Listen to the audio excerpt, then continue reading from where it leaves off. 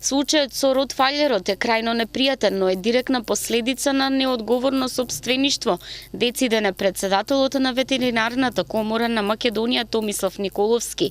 Тој решението го гледа во масовна идентификација и регистрација на милениците, за што потенцира државата не смее да штеди пари. Го разбираме бесот на луѓето по масакрот што се случи, но агресивното однесување на животното е последица на несоодветниот третман од страна на сопственикот. Не се виновни животните. Добро одгледувано животно никогаш не пројавува асоцијално агресивно однесување. Секако има исклучоци, но тие се многу исклучително ретки, вели Николовски. Овој проблем, додава, е индикатор на нашето цивилизацијско ниво, покажува колку сме зрели.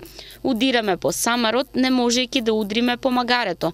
Според него, системот мора да функционира по принципот морков и стап. Државата ќе обезбеди бесплатно чипирање, но високи ќе бидат казните доколку сопствениците тоа не го направат. Негова оценка е дека ротвајлер, германски и белгиски овчар, питбул и стафорд териер се некои од расите кои може да бидат потенцијално опасни или расно инклинираат кон зголемена агресивност, но повторно клучен е третманот на кучето од страна на сопственикот. Во однос пак на регистрацијата и идентификацијата, Николовски нагласува дека треба само да се пресликаат одредени модели што веќе се применуваат во Србија, Словенија. Чипирањето чини околу 800 денари, а се прави кога кучето е мало од 3 до 6 месеци.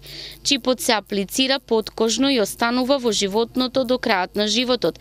Дали некое куче, миленик, има чип, контролираат ветеринарните инспектори, но во иднина таа надлежност може да се делегира и кај комуналните инспектори, полицијата.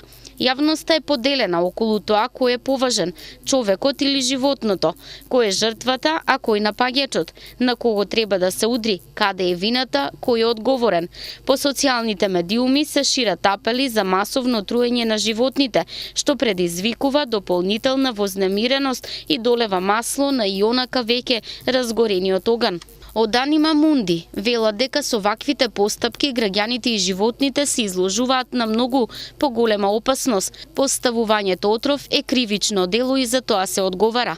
Засега не се знае ниту колку имаме кучиња миленици, затоа што тоа е неопходен широк опфат на идентификација, а едва и 20% од кучињата миленици се вакцинирани против беснило, што според председателот на ветеринарната комора е недозволиво за земја која географски се наоѓа во Европа. Агенцијата за храна и ветеринарство кон крајот на ноември 2017 достави барање до владата за набавка на 100.000 микрочипови за домашни миленици. Од идната година бесплатно преку ветеринарните друштва овие микрочипови ќе бидат аплицирани на домашните миленици. Кавадарци веќе доби програма за решавање на проблемот со кучињата скитници. Со помош на истата ќе се заловуваат и ќе се третираат бездомните кучиња со кастрација, социјализација и обележување со микрочип.